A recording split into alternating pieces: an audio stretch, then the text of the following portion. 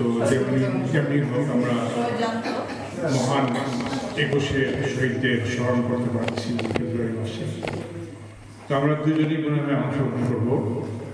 আমি আমার নিজের লেখা যে একটা ছড়া কবিতা বলবো, আর একটা দেশপ্রেমের কবিতা পড়ে লেখা।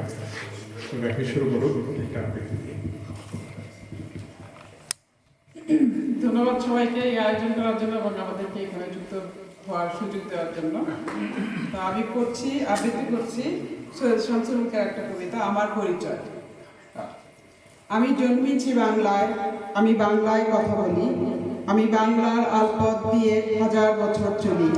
চলি পলিমাটি কোমলে আমার চলার চিহ্ন ফেলে, 1300 নদী সুধায় আমাকে কোথা থেকে তুমি এলে। আমি তো এসেছি চর্যাপদের অক্ষরগুলো থেকে, আমি তো এসেছি সওদাগরের ডিঙার বহর থেকে, আমি তো এসেছি কৈবর্তের বিদ্রোহী গ্রাম থেকে, আমি তো এসেছি পালযুগ নামের চিত্রকলার থেকে।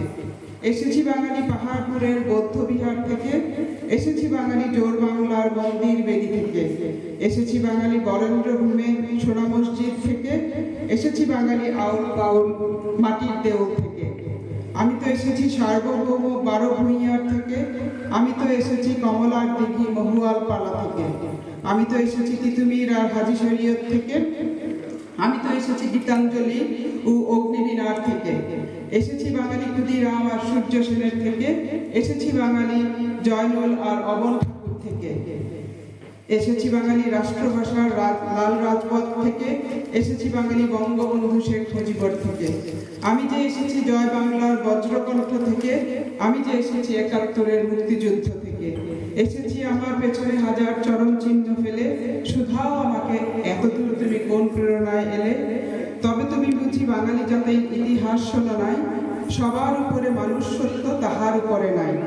একসাথে আছি, একসাথে বাঁচি, আজও একসাথে থাকবই, সব বিভেদের রেখা মুছে দিয়ে সাম্যের ছবি আঁকবই। ধন্যবাদ।